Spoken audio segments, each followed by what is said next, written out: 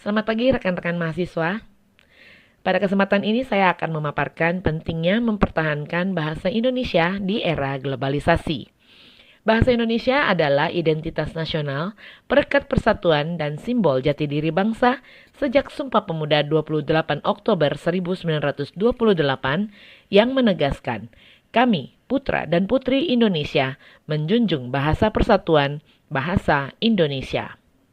Namun di era globalisasi, dominasi bahasa asing, terutama bahasa Inggris, sering membuat penggunaan bahasa Indonesia berkurang, terutama di media sosial, dunia pendidikan, dan lingkungan profesional.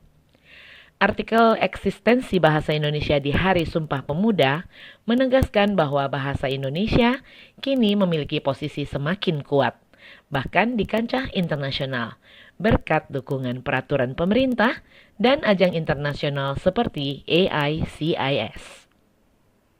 Lalu apa pentingnya bahasa Indonesia? Pentingnya bahasa Indonesia adalah sebagai identitas nasional. Kemudian bahasa Indonesia adalah juga perekat persatuan. Selain itu, bahasa Indonesia memiliki fungsi heuristik dan referensial yang kita kenal sebagai bahasa ilmu pengetahuan. Dan yang tidak kalah pentingnya, bahasa Indonesia menjadi bahasa yang makin dikenal dunia. Sekarang kita akan melihat mengapa bahasa Indonesia perlu dipertahankan. Bahasa Indonesia perlu dipertahankan karena merupakan bahasa resmi negara.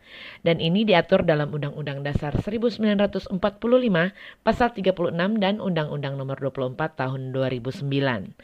Yang kedua, bahasa Indonesia perlu dipertahankan karena merupakan bahasa pemersatu bangsa yang menyatukan keragaman suku, budaya, dan juga agama.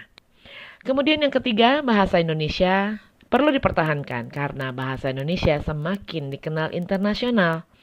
Ajang seperti AICIS membuktikan bahwa penggunaan bahasa Indonesia dalam forum internasional semakin sering dilakukan oleh pejabat tinggi negara. Selanjutnya, bahasa Indonesia perlu dipertahankan karena banyaknya mahasiswa asing yang belajar bahasa Indonesia. Data 2017 mencatat hampir 7.000 mahasiswa asing belajar di Indonesia di lebih dari 10 negara. Tahun 2021, mahasiswa asing di PTKI berasal lebih dari 20 negara. Kemudian yang kelima, bahasa Indonesia perlu dipertahankan karena bahasa Indonesia berfungsi sebagai bahasa ilmu pengetahuan, yaitu heuristik atau ilmu yang membantu memperoleh pengetahuan, dan referensial yaitu ilmu yang mengenalkan agama, moral, budaya, teknologi, dan ilmu pengetahuan. Nah, apakah ada kendala yang dihadapi dalam mempertahankan bahasa Indonesia di era globalisasi ini? Tentu saja ada ya rekan mahasiswa. Yang pertama adalah penggunaan bahasa asing yang berlebihan di media sosial. Kemudian generasi muda sering mencampur adukan bahasa. Ini yang disebut dengan fenomena code switching. Dan kurangnya kebanggaan menggunakan bahasa Indonesia. Lalu ada lagi pengaruh globalisasi dan juga budaya luar yang semakin kuat. Dan yang terakhir adalah minimnya konten kreatif berkualitas yang menggunakan bahasa Indonesia yang baku. Lalu, apakah ada langkah-langkah konkret untuk mempertahankannya? Pastinya ada langkah-langkah konkret untuk mempertahankan bahasa Indonesia di era globalisasi ini. Yang pertama adalah menguatkan penggunaan bahasa Indonesia dalam forum-forum resmi, sesuai dengan Perpres nomor 63 tahun 2019 tentang penggunaan bahasa Indonesia. Yang kedua yaitu mempromosikan bahasa Indonesia melalui media digital.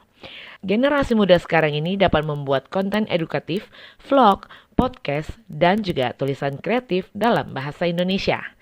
Mengutamakan bahasa Indonesia sebelum bahasa asing menjadi langkah yang ketiga, baik dalam pendidikan, presentasi, maupun komunikasi formal. Selanjutnya yaitu mengikuti kelas BIPA atau Bahasa Indonesia bagi penutur asing, agar dapat menjadi duta kecil bahasa Indonesia bagi teman asing.